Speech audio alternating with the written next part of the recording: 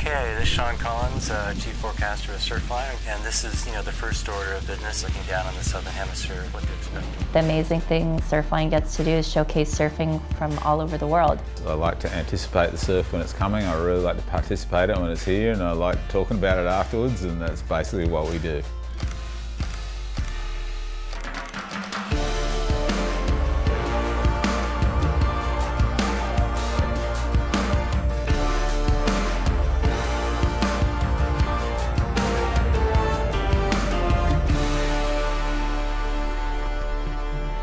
That's what I mean when I say like infectious. I think that's how I would describe the culture here. I think the passion that people have for surfing and for Surfline as well, it infects people.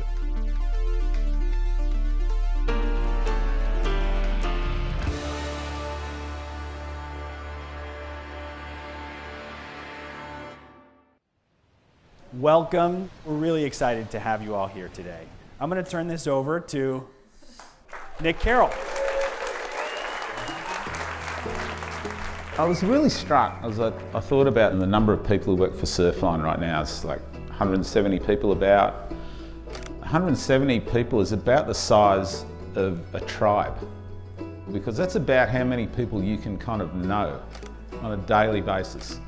But a really important thing about tribes is that a tribe is big enough and small enough to have a story or an idea about themselves. We're a story within a much bigger story, okay? And that's the story of like surfing itself. There was a lot of myths and illusions about how you could predict waves, but nobody really knew until this guy, Sean Collins, came around. As a surf forecaster, we are constantly looking at storms, and then once it actually hits the beach, how does that storm transfer to swell? How does that swell transfer to breaking waves that we surf? I guess I was a kind of geek, fascinated with computers, but I also love to surf. But more than that, I was really, really excited by the idea that maybe somebody knew where waves were coming from. My role is to tell you how good the waves are going to be, when they're going to be like that, and where they're going to be like that. Those kind of things fascinate me, so the science behind things, and then being able to share that with other people, Surfline allows me to do. Enlightenments. The knowledge that comes with the enlightenment frees people up to behave in new and innovative and unusual ways. In fact, what was really going on was all these people beginning to surf in their own ways around the world, and they were now armed with the knowledge to do that.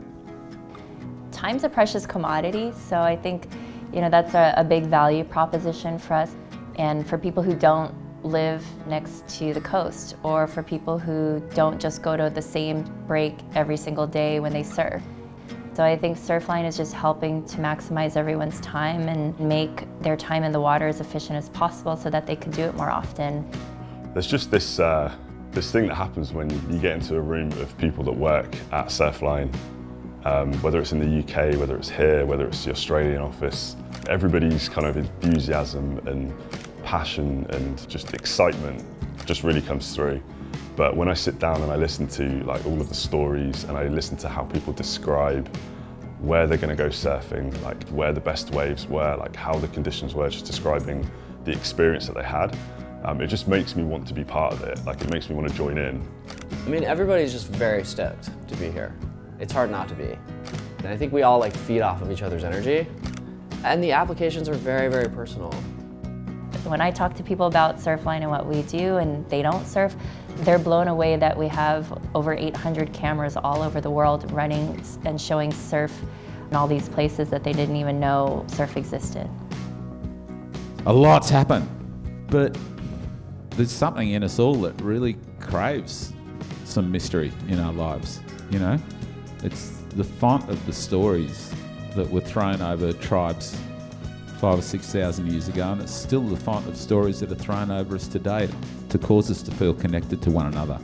And it still exists in surfing. I think that's not deniable either, There's still days you get when you go surf that you couldn't imagine getting the day before, The famous astronomer Carl Sagan once said something to the effect that although he'd learned all he could about the stars, that he would still at night look up at the stars and he would experience the same profound sense of mystery that he'd always experienced. And if anything, the knowledge that he'd gained enhanced that sense of mystery. Knowing what the stars were and realising that, and yet still being able to look up and see them just impersonally in the sky above and untouchable and so far away, had made his life worth living.